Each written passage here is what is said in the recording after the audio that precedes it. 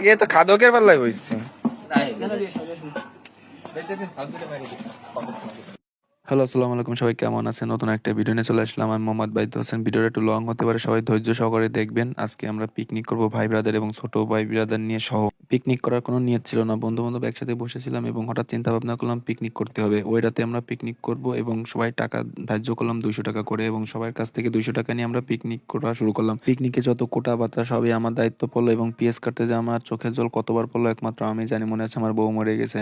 এখানে ছোট ভাই হিলাল রান্নার জন্য ইট দিয়ে চুলা তৈরি করতেছে, আর পিকনিকে যত কষ্ট সবই হিলাল করেছে এবং যত পরিশ্রম সবই হিলাল করেছে। হিলালের অবদান ভোলা যাবে না এখানে। ভাই ব্রাদার সবাই একসাথে পিকনিক করার মজাই আলাদা। এখানে আমাদের ছোট ভাই এবং আমরা বন্ধু বান্ধব মিলে পিকনিক করতেছি, এবং পিকনিক একসাথে করার মজাই আলাদা, যেটা বলে বোঝানো যাবে না। চুলা কমপ্লিট করে ফেলেছে ছোট ভাই হিলাল। এখন আমরা রান্না বান্না শুরু করবো। রান্না বান্না শুরু করার আগে আগুন ধরাতে হবে চুলায়। তা আগুন ধরানো প্রায় শুরু হয়ে গেছে। সর্বপ্রথম আমরা তেল দিচ্ছি। তেল দেওয়ার পরে আমরা দেবো একটু মশলা ছিটিয়ে দিলাম। মশলা বলতে এখানে আপনাদের অনেক ধরনের মশলার কথা বলা হয়েছে, এবং গোশের ভিতর টক দই এবং শুকনো মরিচ এবং বিরিয়ানির মশলা দিয়ে আমরা মিক্সড করতেছি। মিক্সড করার সাথে সাথে আমরা ছেড়ে দেবো চুলার ভিতর। ছেড়ে দিয়ে আমরা এখন একটু নাড়ানাড়ি করবো। নাড়ানাড়ি করতেছে আমাদের রকিব।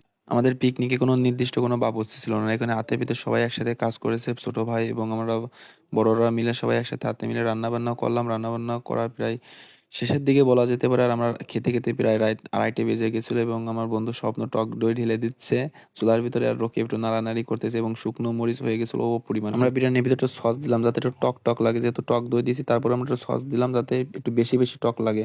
তা পুরো কমপ্লিট হয়ে গেল আমাদের। এখন রান্নার পুরো আইটেম পুরোপুরি কমপ্লিট। এখন আমরা দীর্ঘ সময় পর আমাদের রান্না শেষ হয়েছে, তাই রকিব হাঁড়িটা নামালো চুলা থেকে, এবং ছোট ভাই হিলাল চুলা থেকে গরম চাই হাঁড়ির চারি বেডে দিয়ে দিচ্ছে যাতে ভাত ভালোভাবে ফুটে যায়।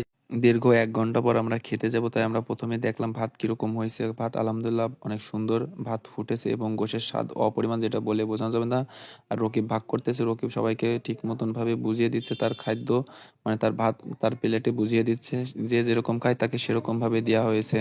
ছোট ভাইদের খেতে দেখে আমিও নিজেকে কন্ট্রোল করতে পারলাম না, তা অতি দ্রুত আমি নিজেই বসে পড়লাম খেতে। তা আলহামদুলিল্লাহ অনেক সুন্দর হয়েছে রান্না, এবং আলহামদুলিল্লাহ বলা যেতে পারে আলহামদুলিল্লাহ। তো সবাই ভালো থাকবেন, সুস্থ থাকবেন এবং নিজের খেয়াল নেবেন। ভিডিওটা শর্ট করার জন্য খুবই দুঃখ প্রকাশ করতেছি আমি, এবং বন্ধু বান্ধবরা মিলে প্রতি মাসে একবার হলেও পিকনিক করবেন, দেখবেন এর মজাই আলাদা। তা সবাই ভালো থাকবেন, সুস্থ থাকবেন। খোদা হাফেজ।